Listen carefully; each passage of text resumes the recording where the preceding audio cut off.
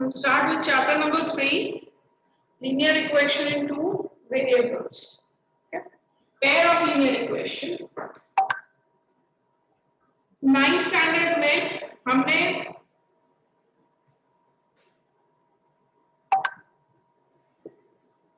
ऐसे इक्वेशंस देखे 3x plus 2y plus equals to 6. अब इसमें 3x plus 2y equals to 6. अभी इसमें this is a, b and c. Standard form में बोला तो लीनियर इक्वेशन का स्टैंडर्ड फॉर्म, कोई भी इक्वेशन का स्टैंडर्ड फॉर्म क्या होता है, इक्वल्स टू. तो ये एक इक्वेशन हमने 9th स्टैंडर्ड में सिर्फ एक इक्वेशन से डील किया था. 10th स्टैंडर्ड में we are going to get to equation. अगर सिर्फ एक इक्वेशन ही दिया हो ना तो इसके इनफाइनाइट सॉल्यूशंस होते हैं. मतलब तुम कोई भी x की वैल्यू रखो, x हो गई इंडिपेंडेंट वैल्यू और उसके ऊपर डिपेंड करेगी y की वैल्यू, या y रखो और x निकालो या x रखो y निकालो. x और y में से कोई एक वैल्यू तुम्हें मिलती है चूज करने को, right. If I want to put x की वैल्यू 1 तो 1 पुट करके y की वैल्यू निकालो, और अगर मुझे y की वैल्यू कुछ रखनी है, जैसे मुझे y 0 रखना है तो फिर x की वैल्यू मिलेगी. ओके, सो ये तुमने अभी तक 9th स्टैंडर्ड में देखा जिसमें तुम बॉक्स बना रहे हो. In 10th standard we are going to deal with the pair of linear equation. मतलब होंगे दो इक्वेशन, मतलब एक इक्वेशन ये तो होगा ही और इसके साथ you will get another equation also, right? This, okay, pair of linear equation. इसे स्टैंडर्ड फॉर्म में लिख देते हैं.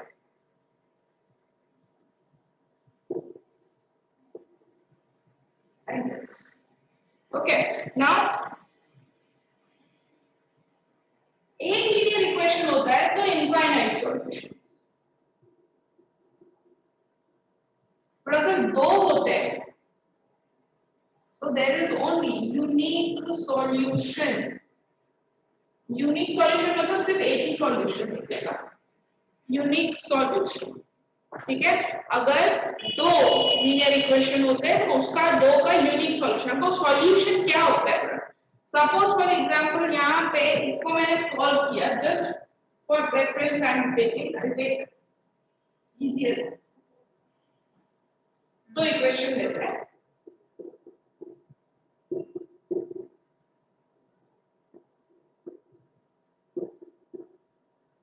ठीक है, तो इक्वेशन लिए हमने. अब सपोज फॉर एग्जांपल मैंने इधर रखा 2 and 3, मतलब x की वैल्यू 2, ये मेरा सॉल्यूशन है. अगर मैंने ऐसा बोला दिस इज द सॉल्यूशन, सब लोग इधर देखो बेटा, कुछ लिखना ही नहीं है, कुछ भी लिखना नहीं है, just watch. So everybody look here. 2 3 इसका सॉल्यूशन. सपोज x की वैल्यू 2, y की वैल्यू 3 रखने से आंसर आना चाहिए 5. तो x की वैल्यू इधर 2 रखा, इधर 3 रखा, आ गया 5. ठीक है, ये वाला इसका तो सॉल्यूशन हो गया. बट ये सिर्फ इसका नहीं होना चाहिए, ये इसका भी सॉल्यूशन होना चाहिए, तभी ये होगा, आंसर करेक्ट होगा. अब यहाँ पे रखो 2, यहाँ पे रखो 3. 2 minus 3 that is not equals to 3. So this is not the solution. Pair of linear equation के सॉल्यूशन ऐसे होते हैं बेटा जो दोनों इक्वेशन के लिए वैलिड होने चाहिए. सिर्फ एक के लिए वैलिड होगा तो नहीं चलेगा, वो दोनों के लिए वैलिड होने चाहिए. इसीलिए उसका बोलते हैं यूनिक. ऐसा सिर्फ एक ही सॉल्यूशन होगा जो दोनों इक्वेशन को सैटिस्फाई करेगा साथ में, अलग अलग नहीं कि जैसे 2 3 इसका है तो 2 3 इसका भी होना चाहिए सॉल्यूशन. ठीक है, तो ऐसा सॉल्यूशन होना चाहिए जो दोनों को सैटिस्फाई करे. सपोज 4 1,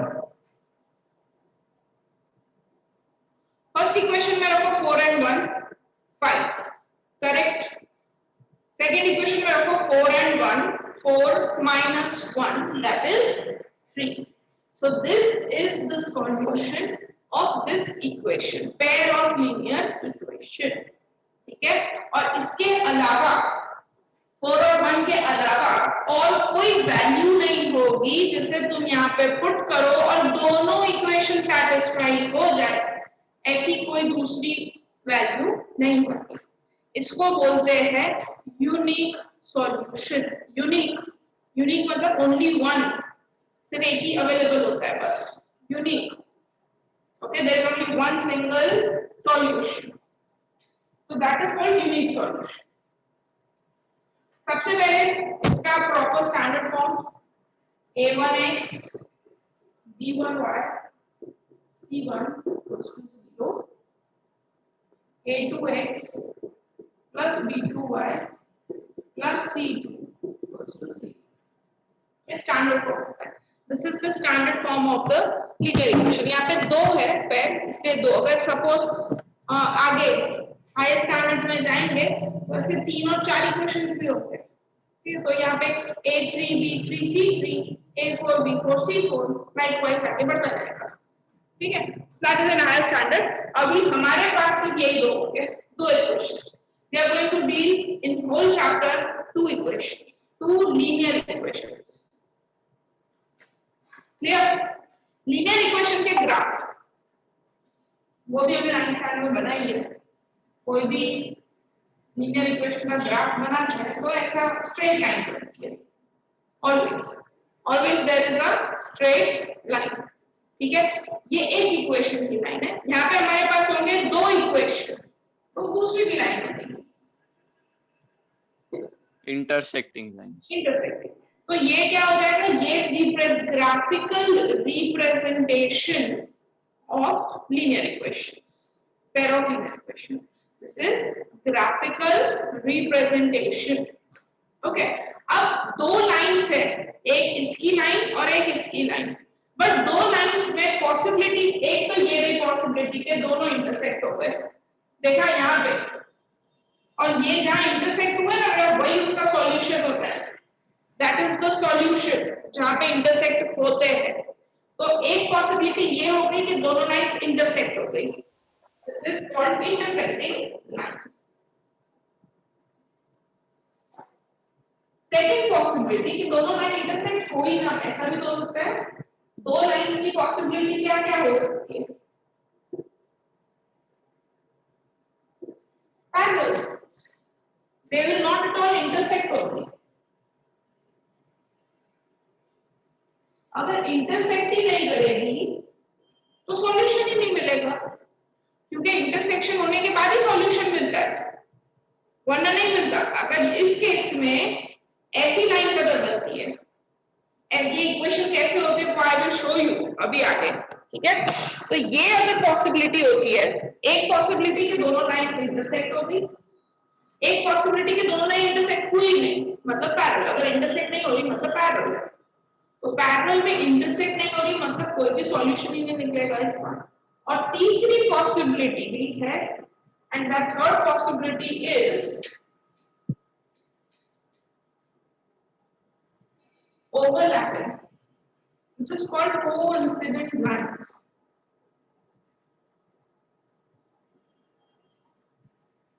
ये एक लाइन, फर्स्ट इक्वेशन की लाइन, और इसी के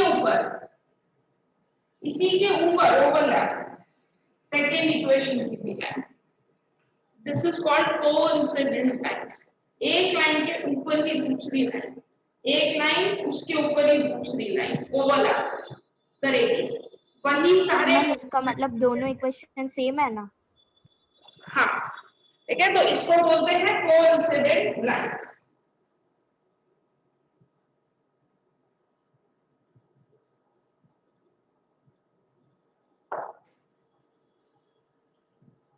ठीक है, तो ये चीजें तीनों ध्यान रखनी है। हाँ मैम, पैरेलल लाइंस का मतलब उसके इक्वेशन का एग्जांपल दे सकते हैं? I'll go step by step. दो लीनियर इक्वेशन को सॉल्व करने की जगह two methods.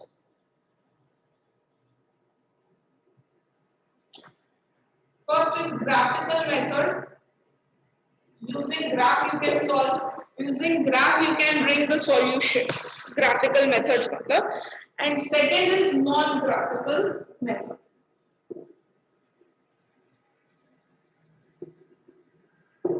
non-graphical method. One is graphical and another is non-graphical. Non-graphical में तीन methods आती हैं. Non-graphical मतलब बिना ग्राफ के, बिना ग्राफ बनाए सॉल्यूशन लाना. अब उसमें non-graphical में there are three methods. First name of the method is substitution method. Second method name is elimination method, and third method name is cross multiplication method. We are going to see all these three methods. हम ये तीनों की तीनों methods देखेंगे. एक होता है substitution method, एक होता है elimination method और एक होता है cross multiplication method. Okay, these methods are called non-graphical. या नॉन ग्राफिकल पे हम मूव करते हैं, बट पहले ग्राफिकल में कुछ चीजें दैट वी विल सी. सबसे पहले ग्राफिकल में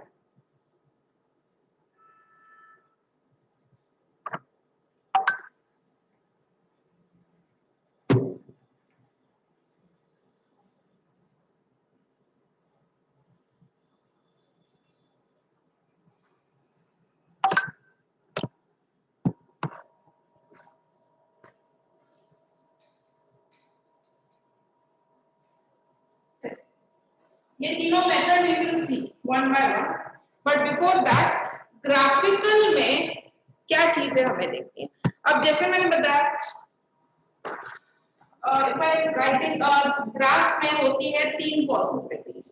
okay, the first possibility was कि दोनों लाइन जो है वो इंटरसेक्ट करती है. इसको बोलते हैं intersecting lines.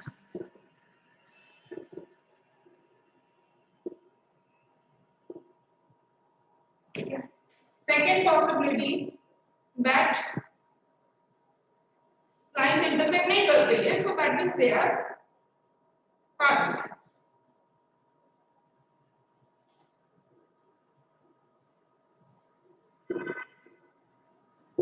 And third possibility, वो overlap.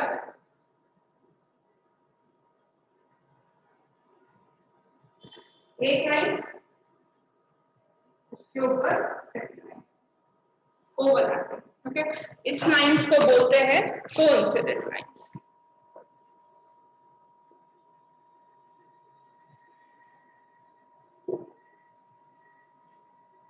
Coincident lines. ठीक है, ये तीन पॉसिबिलिटीज है ग्राफ में.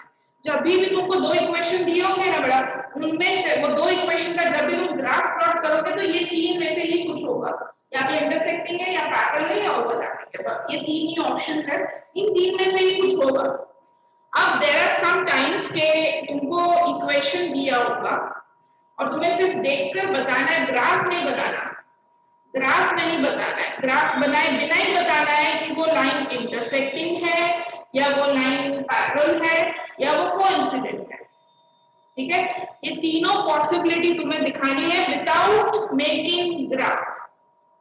तो उसके लिए हम क्या करते हैं, एक चीज खाली ध्यान रखना, जैसे मैंने बताया, सॉल्यूशन मतलब जब लाइन इंटरसेक्ट होती है तो सॉल्यूशन निकलता है. बस ये चीज ध्यान रखना एवरीबॉडी. लाइन इंटरसेक्ट होती है दोनों तो ही सॉल्यूशन आता है. अब विदाउट मेकिंग ग्राफ, ग्राफ बनाए बिना ही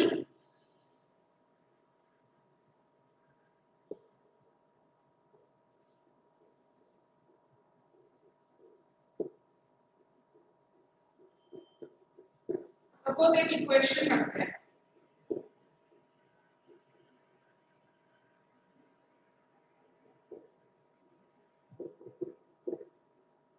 ठीक है, अब तुम्हें क्वेश्चन में दिया होगा कि from the given pair of the equation identify whether given equation makes intersecting lines, parallel lines या कोइंसिडेंट लाइंस.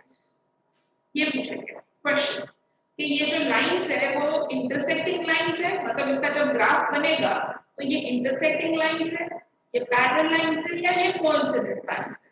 अब one mark question. Now you are not going to make graph for that. हम इसके लिए graph नहीं बनाने वाले. तो ये फाइंड करने के लिए कि ये इंटरसेक्टिंग है कि नहीं है, this is your formula. A1 upon A2 not equals to B1 upon B2 not equals to C1। खाली ये दोनों में देख लेना, ये दोनों में इंपॉर्टेंट है। A1 A2 not equals to B1 B2। What is A1 upon A2? ये A1 है, ये A2 है, right? A1 upon A2 3 upon 2, B1 upon B2 y के coefficients 2 with sign you have to do, 5 minus 5 with sign, okay, and C1 upon 6 5 6। अब देखो तीनों में कुछ भी इक्वल नहीं है। 3/2 is not equals to minus 2/5 not equals to 6/6, तीनों इक्वल नहीं है। तो हो गया A1 upon A2 is not equals to B1 upon B2 is not equals to C1 upon C2। So therefore given lines are intersecting lines। given pair of equations का graphical representation क्या है? that they are intersecting lines। बिना graph बनाए will come to know कि वो intersecting lines है। कैसे? by this equation A1 A2 not equals to B1 upon B2। understood everybody this? intersecting line समझ में आ गया? Yes, okay ma'am. Yes, ma'am. now second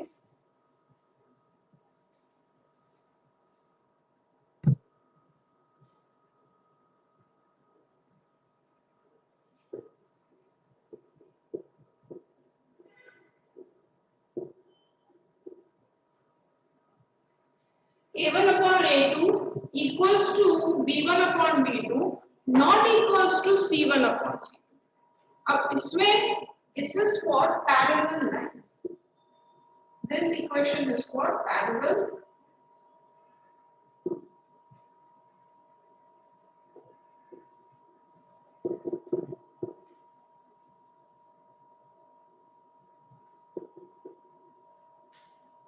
okay, let's do A1 upon A2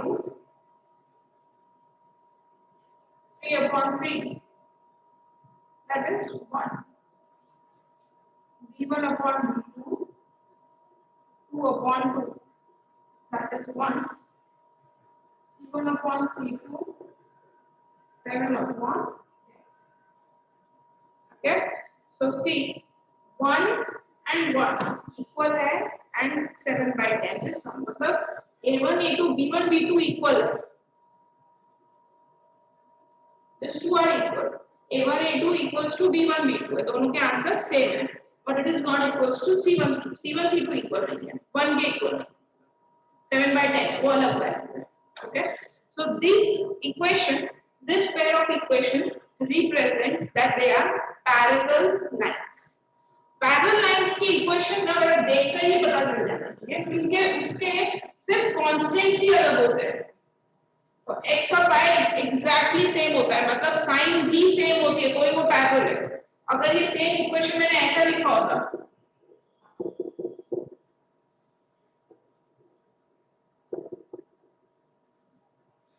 x के coefficient y का coefficient but sign अलग है, तो ये unique में चला जाता है। देखो इसका A1 upon A2 करो 3 upon 3 1 minus 2 upon 2 it is -1 and 1 and -1 equal नहीं होते, तो ये हो जाता। ठीक है, तो साइन का भी खास ध्यान रखना है। 3 upon 3 2 upon 2 दोनों हो गए 1, सिर्फ कांस्टेंट अलग है। ऐसे इक्वेशंस जो होते हैं, अब इसके आगे मैंने कर लिखा 3x + 2y = 15 3x + 2y = 19 कुछ भी लिख दो, ये सब पैरेलल लाइंस ही होगी। क्यों? क्योंकि सिर्फ उसके C1 C कांस्टेंट्स जो है सिर्फ वो अलग है, बाकी सब कुछ सेम है, राइट? तो ये लाइन कभी भी इंटरसेक्ट ही नहीं होने वाली है, ये कभी इंटरसेक्ट नहीं होगी। This line will never intersect. तो पैरेलल लाइंस के इक्वेशन ऐसे होते हैं जिसमें x और y सेम होता है। समटाइम्स उसमें कुछ मल्टीपल भी कर देते हैं, जैसे x plus y equals to 5 और 2x plus 2y equals to 7। अब यहाँ पे 2 कॉमन निकालो तो हो जाएगा x plus y equals to 7 upon 2। हो गया सेम? नहीं तो डायरेक्ट a1 a2 चेक करो, 1 upon 2 1 upon 2 5/7 1 upon 2 1 upon 2 equal. तो ऐसे इक्वेशंस होते हैं पैरेलल लाइंस के। बस इसमें खाली एक चीज ध्यान रखनी है, साइन जो है वो बहुत इंपॉर्टेंट रोल प्ले करती है, साइन का खास ध्यान रखना। Third comes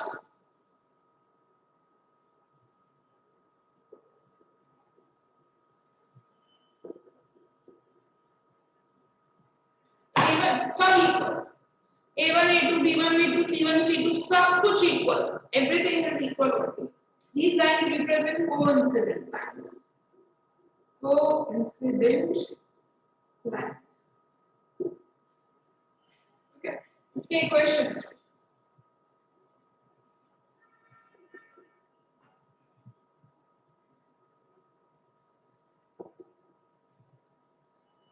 okay.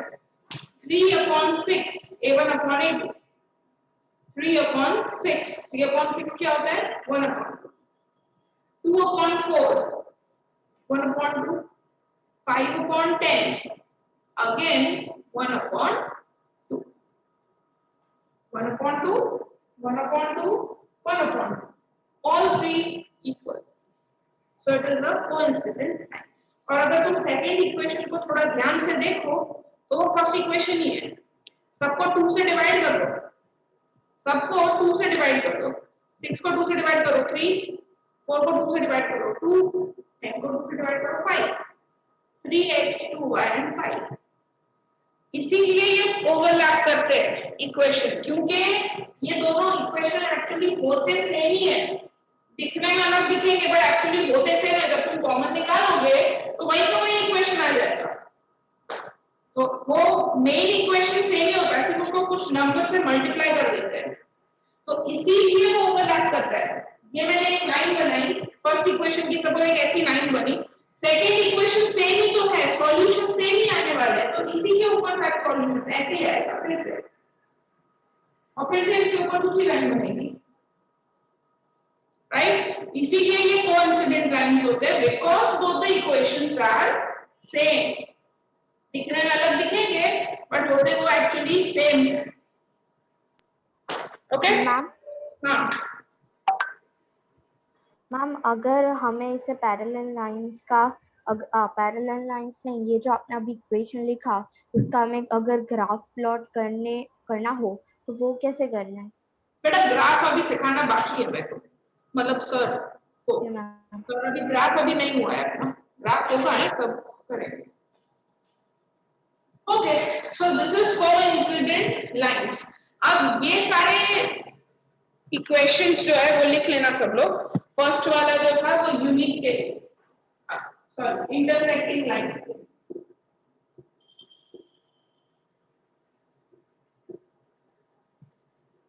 Second is for parallel lines and third is for coincident lines. Without making graph, by this formulas we can come to know, by this expressions we can come to know कि वो intersecting lines है, parallel lines है या coincident lines है। ये 1 से 2 mark में आते हैं, ठीक है? अब क्वेश्चन में चेंजेस आते हैं, जैसे मैंने उनको बताया था सॉल्यूशन जब लाइन इंटरसेक्ट करती है तभी सॉल्यूशन निकलते हैं, ठीक है? तो इंटरसेक्टिंग लाइंस जो है, इंटरसेक्टिंग लाइंस जैसे मैं एक ग्राफ बनाती हूँ इधर, इंटरसेक्टिंग लाइंस के सॉल्यूशंस कितने होते हैं? एक ही होता है, यूनिक सॉल्यूशन। यहाँ पे इंटरसेक्ट हुआ, यूनिक सॉल्यूशन मतलब ओनली सिंगल सॉल्यूशन अवेलेबल, मैंने फर्स्ट में बता दिया, ठीक है? सेकेंड लाइन, सेकेंड है पैरेलल लाइंस।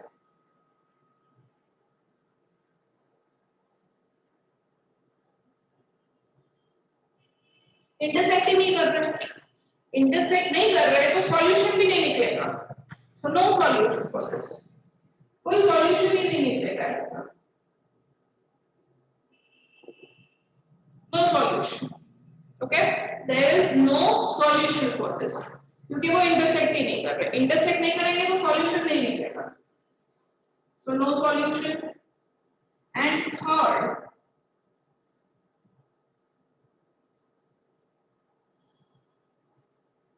ये फर्स्ट लाइन, इसी के ऊपर आते हैं दूसरे पॉइंट्स, तो इसके ऊपर ही बनी दूसरी लाइन, वो बोला हर एक पॉइंट इंटरसेक्शन पॉइंट है इसका, every point on the line, और लाइन के ऊपर कितने पॉइंट्स होते हैं, लाइन के ऊपर इनफाइनाइट पॉइंट्स आते हैं, तो इसके सॉल्यूशन कितने होंगे, इनफाइनाइट सॉल्यूशन,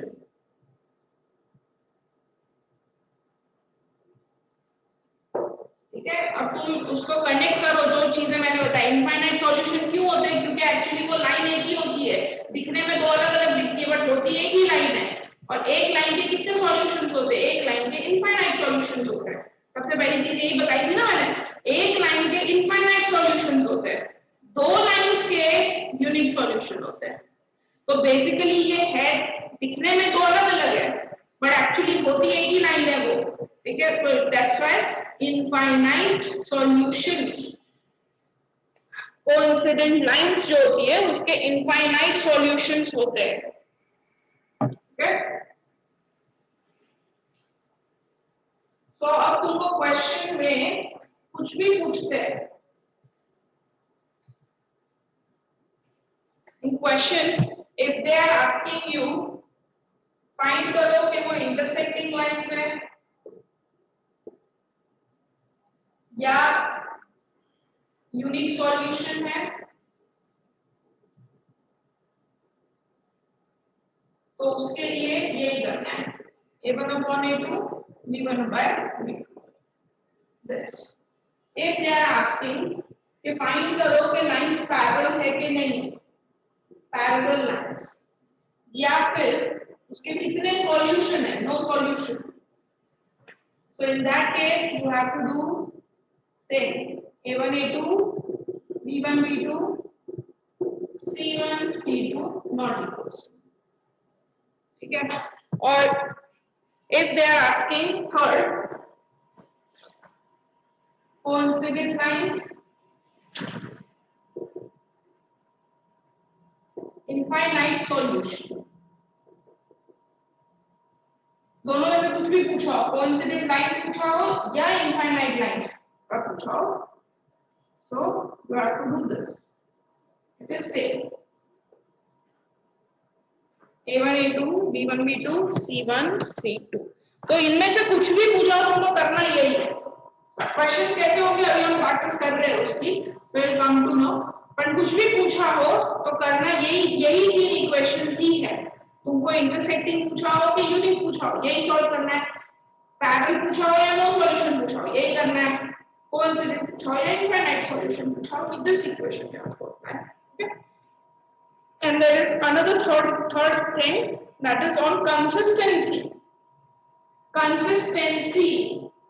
कंसिस्टेंट है या इनकंसिस्टेंट है, इनकंसिस्टेंट या कंसिस्टेंट, कंसिस्टेंसी का मतलब जिस इक्वेशन के सॉल्यूशन निकलते हैं उसको कंसिस्टेंट बोलते हैं, कि भाई ये वैलिड इक्वेशन है क्योंकि इसको सॉल्व करेंगे तो सॉल्यूशन निकल रहा है, ऐसी चीज को कंसिस्टेंट कहते हैं, और जिसका कोई सॉल्यूशन ही नहीं निकल सकता उसको इनकंसिस्टेंट कहते हैं।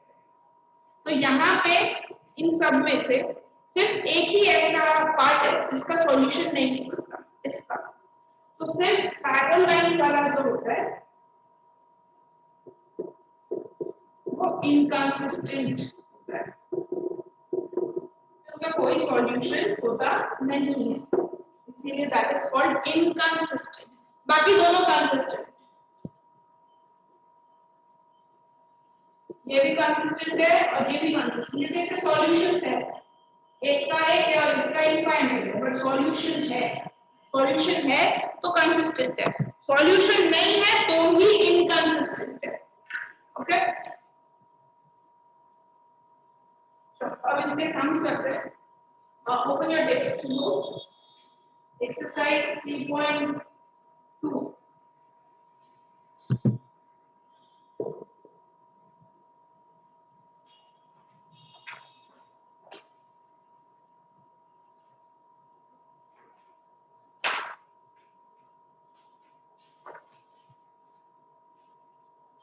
Question number 2. 3.2 question number 2.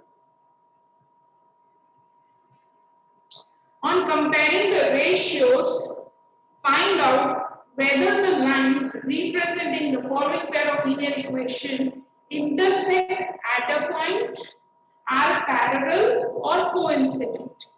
Intersect at a point, parallel या coincident, वो बताना है. तो जैसे फर्स्ट इक्वेशन को दे रखा है,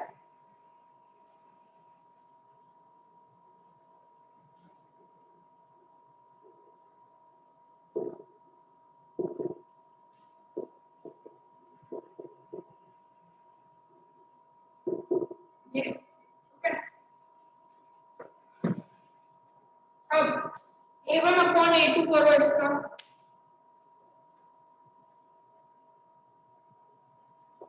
5 upon 7, b1 upon b2, -4 by minus 4 by 6. So that is 2 by 3, and c1 upon c2. 8 by -9. तो -8 upon 9. माइनस बीच में रखने का फ्रैक्शन में. -8 upon 9. a1 a2 आ गया, b1 b2 आ गया, c1 c2 भी आ गया. ओके, अब देखो इक्वल है कि नहीं है. तुम्हें सबसे पहले a1 a2 b1 b2 को देखने का. ये 5 by 7 है, 2 by 3. It is not equal.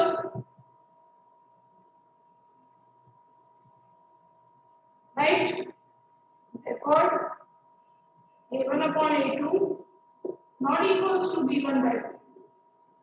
Therefore, given lines are intersecting lines. जो पूछा है वही लिखना है.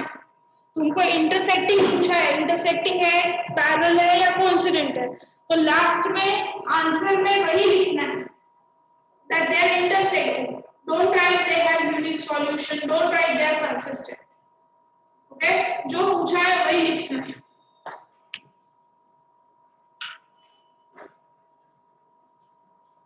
सेकेंड थर्ड क्वेश्चन भी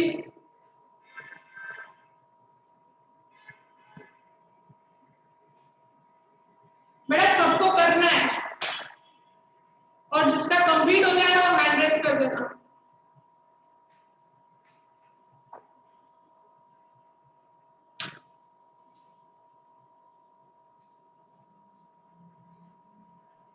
मैम डन.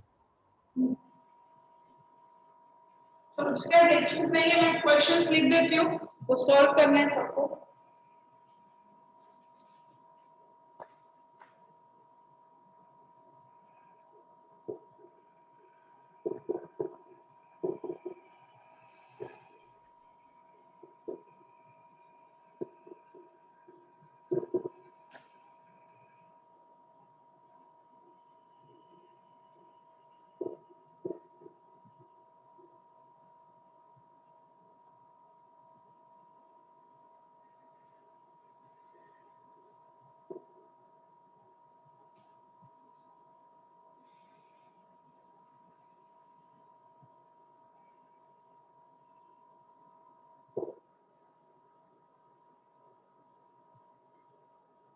मैम ये होमवर्क के नाम से अभी करना है बेटा, होमवर्क नहीं है. Right now you have to do.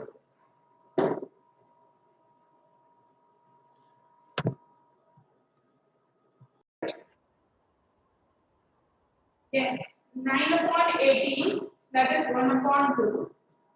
3 upon 6, that is also 1 upon 2. बेटा मैं डायरेक्ट लिख रही हूँ, तुमको डायरेक्ट नहीं लिखना है. 12 upon 24 is again 1 upon 2. So this is all equal.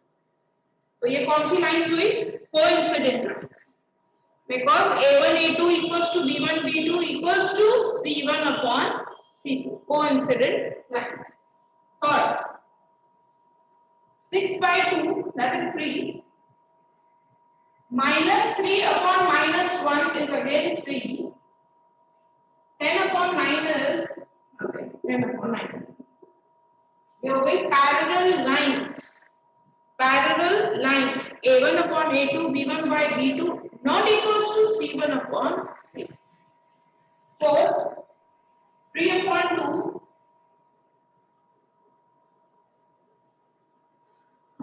minus 2 upon 3 is not equals to. ये हो गया इंटरसेक्टिंग लाइंस। अब इसमें ही सेम चीज you have to write down. अब ठीक है, काम करो, मैं तीनों अभी जो मैं इक्वेशन लिखूंगी ना उसमें तीनों चीजें लिखना। इंटरसेक्टिंग है, unique solution, consistent. You have to write all three things.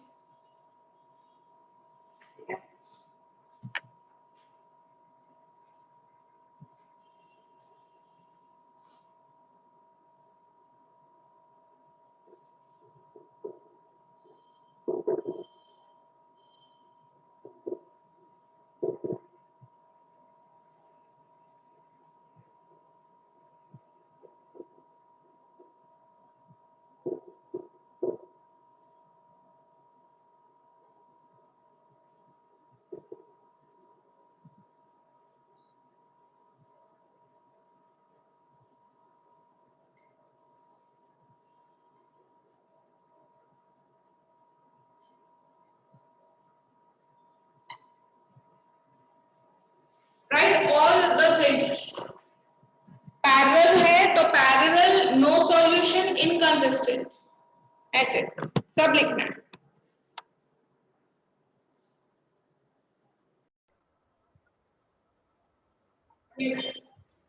Ma'am ma'am मेरे 7th के आंसर में है ना a1 upon a2 is equals to c1 upon c2 आ रहा है। एक मिनट रुक जाओ, मैं सारे सोल्व कर रही हूँ। 2 by 4 is 1 by 2, minus 3 by minus 6 is again 1 by 2, 8 by 9 is not equal, right? So it is a1 by a2 equals to b1 by b2 but not equals to c1 by c2। तो ये तीनों चीजें इसमें लिखनी है। एक तो ये पैरेलल लाइंस है, इसमें कोई भी सॉल्यूशन नहीं है, और ये इनकंसिस्टेंट है। Inconsistent, right? All three things we will write. ताकि कुछ भी पूछा हो तो भी आ जाना है। Question number 6.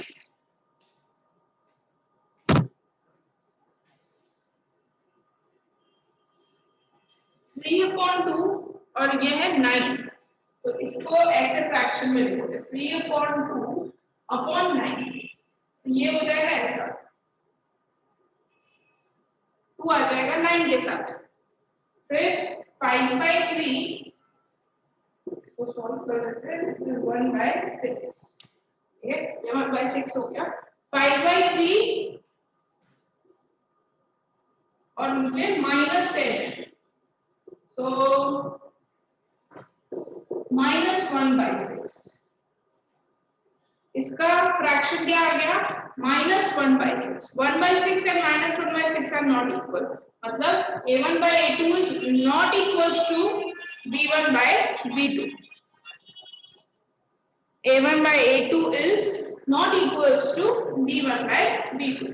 तो ये हो गया intersecting lines, unique solution, consistent. बोलो युग। मैम अगर हम फ्रैक्शन निकाल के कर सकते हैं? हाँ, फ्रैक्शन निकाल के यानी मतलब जो फ्रैक्शन वाले नंबर हो उसको वो एलसीएम करके।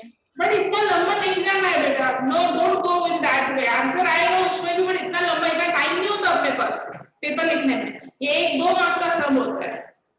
तो ये इसीलिए मैंने दिखाया ना बेटा, तुमको यहाँ पे जो डिनोमिनेटर होता है उसके साथ मल्टीप्लाई करने का, 5/3 और फिर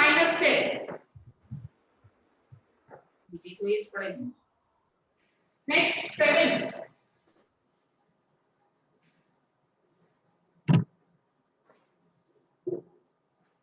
4/3 upon 2, तो 2 1 का 2 2 का हो गया 2/3, 2/3, ये भी 2/3 आया।